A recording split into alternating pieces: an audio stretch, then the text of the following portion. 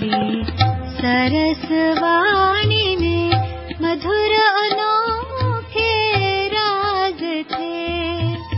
स्नेह शक्ति शांति सुख के सब समाये साज थे।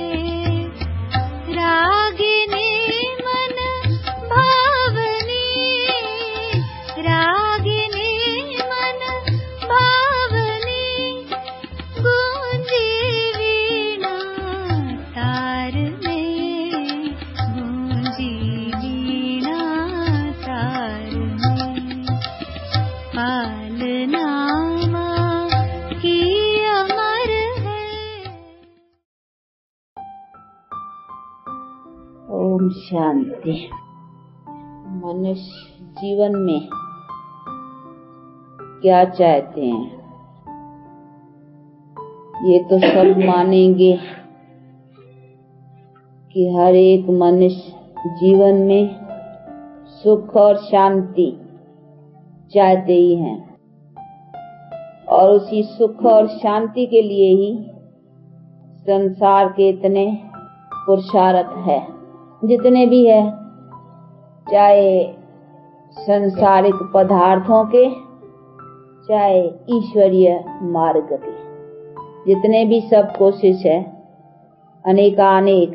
कोई समझते हैं संसारिक पदार्थों से कुछ सुख मिलेगा इसीलिए उसी की कोशिश करते रहते हैं। कोई समझते हैं कि नहीं, ईश्वरीय कुछ मार्ग अपनाने से कुछ उन्हीं से प्राप्ति होंगी, तो अनेकानेक कोशिश करते ही रहते हैं। लेकिन ये सब होते हुए भी आज नहीं हुई है, होती आई है बहुत काल से। लेकिन हमारे जीवन की जो सुख शांति की प्राप्ति कहें, वो हमारे को मिल नहीं पा सकी है जो हम चाहते हैं। तो ये समझना है कि वो चीज मिलने की कोई और तरीके से है, और उस देने वाला भी कोई जरूर और ही होगा। अभी और कौन? मनुष्य तो जो कुछ पुरुषार्थ और कोशिश कर रहे हैं उनका तो हम संसार देख रहे हैं कैसा संसार हुआ है।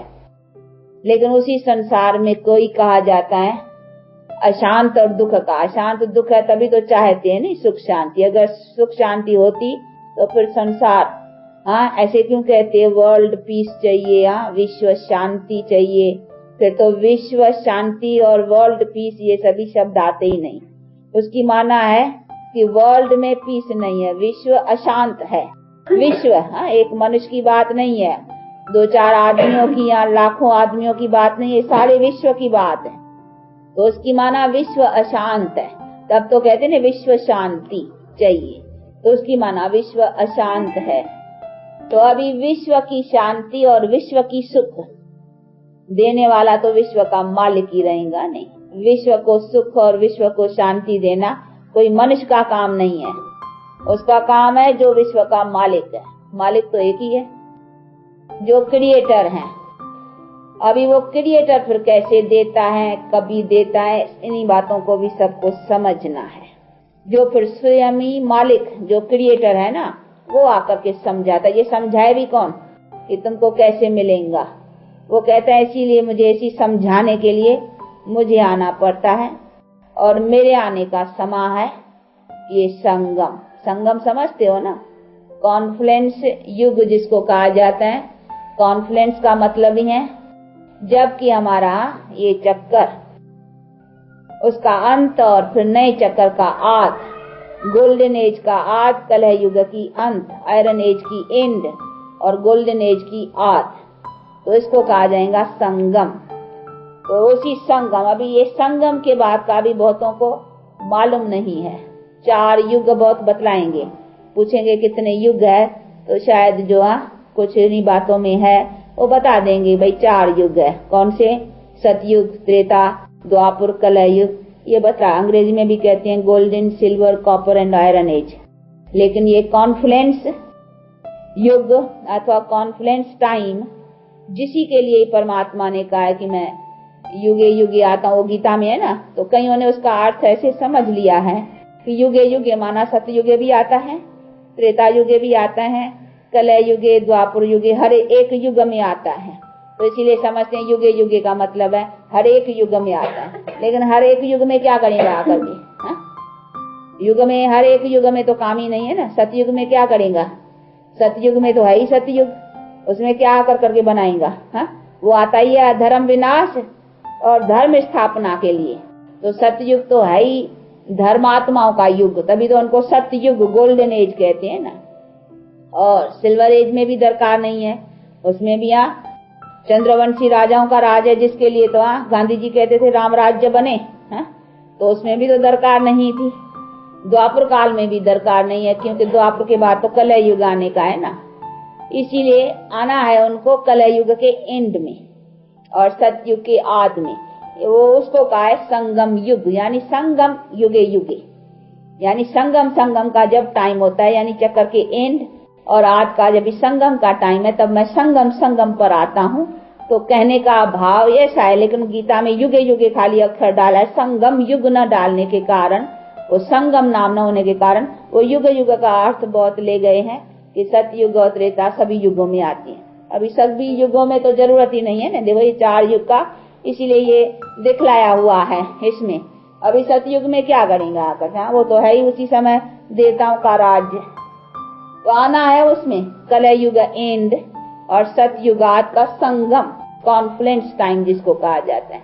तो ये अभी वो टाइम है, अभी का समय जो अभी प्रेजेंट समय है, इनको कहा जाएगा संगम। तो 5 युग हो गए ना, एक सतयुग, त्रेता, द्वापर, कलयुग और संगम युग।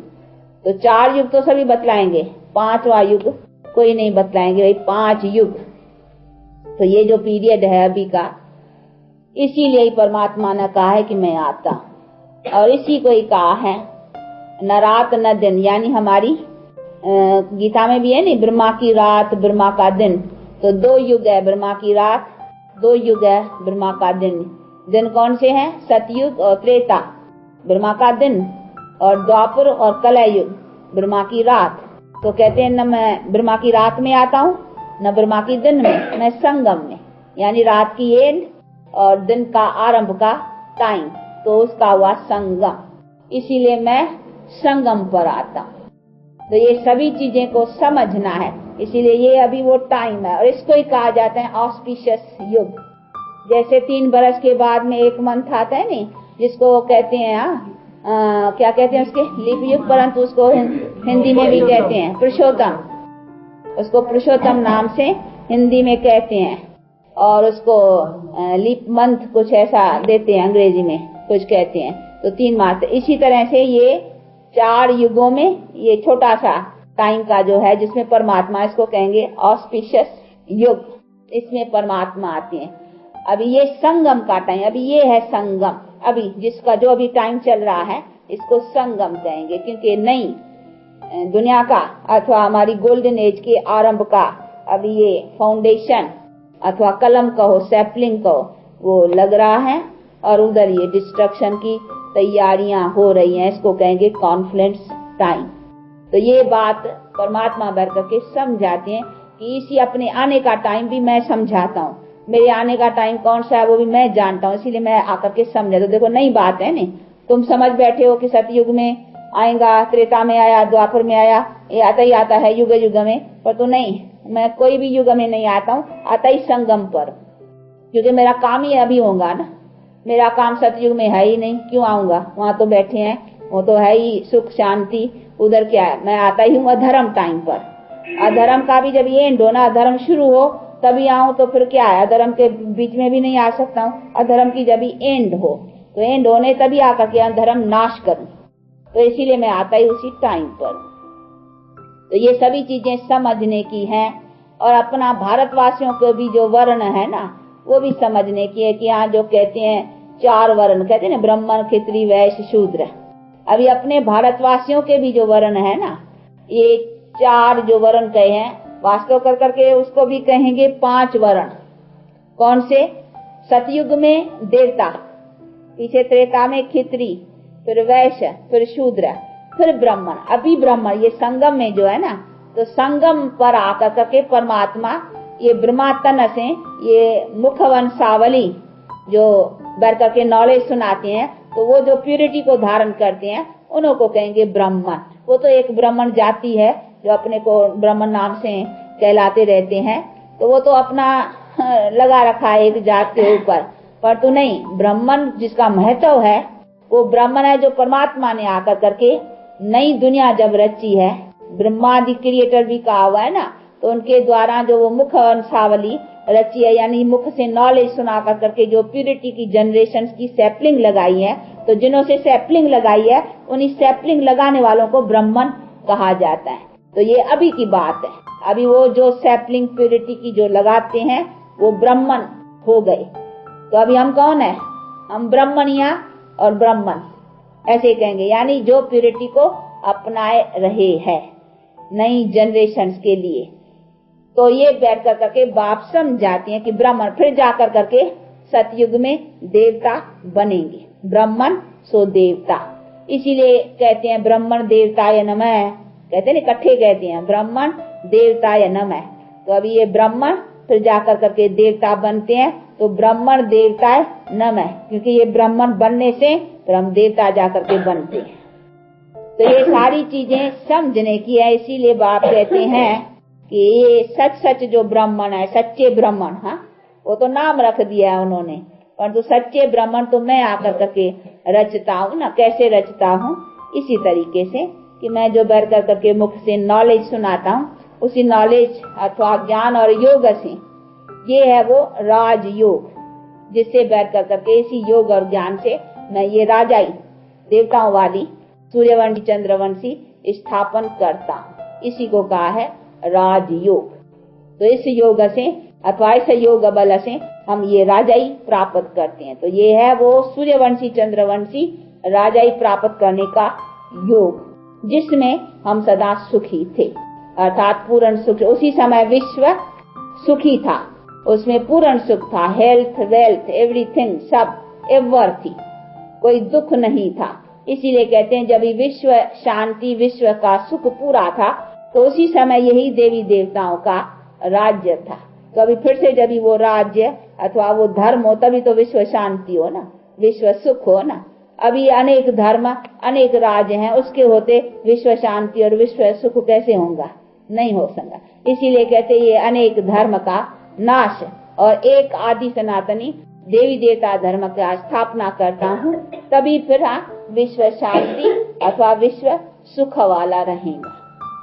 तो अभी विश्व को सुखी बनाने के लिए परमात्मा अभी वो उपाय अर्थात फिर वही देवी देवताओं का राज्य अथवा देवी देवताओं का धर्म की स्थापना कर। देवी देवताओं का मतलब ये है मनुष्य प्यूरिफाइड जो थे, उन्हों का नाम देवी देवता धर्म था, राज्य था, जिसमें सदा मनुष्य प्योर थे और सदा प्योर न होने के कारण सुखी भी थे।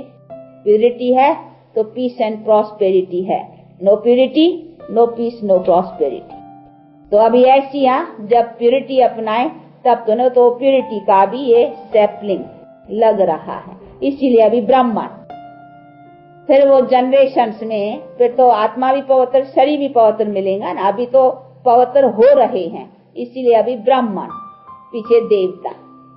तो ये सभी चीजों को समझना है। इसीलिए बाप बैठ करके अभी जो बेहद का बाप है, जो इसी सभी नॉलेज को जानता है, वो बैठ करके हमको अपने वर्णों का और अपने यहाँ ये युग आदि का भी नॉलेज समझाते हैं। अभी कौन सा टाइम है वो बतला कर करके अभी कहते हैं उसी टाइम का फायदा लियो। तो अभी कौन सा समय है, इसी समय अभी क्या करना चाहिए, उसके मुताबिक अपना पुरुषार्थ रख कर करके आने वाली नई दुनिया के लिए तैयार हो जाओ। हाँ, अभी आने वाली नई दुनिया क्या आने की है, कैसी है, तो उसमें भी हम उस जैसे लायक बनेंगे, तब तो नई दुनिया की प्रारब्ध पा सकेंगे। नहीं, कर्म के आधार पर मनुष्य के जीवन का आधार है ना।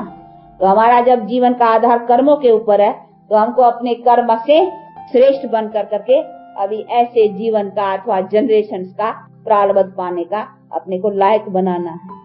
तो उसके लिए अभी प्रिपेयर होना है। किसमें प्रिपेयर होना है, क्या करना है, वो ये सिखाया जा रहा है। उसका तो ये कॉलेज है, स्कूल है, तो ये सब समझना है। अच्छा, अभी टाइम हुआ है, इसलिए 2 मिनट साइलेंस।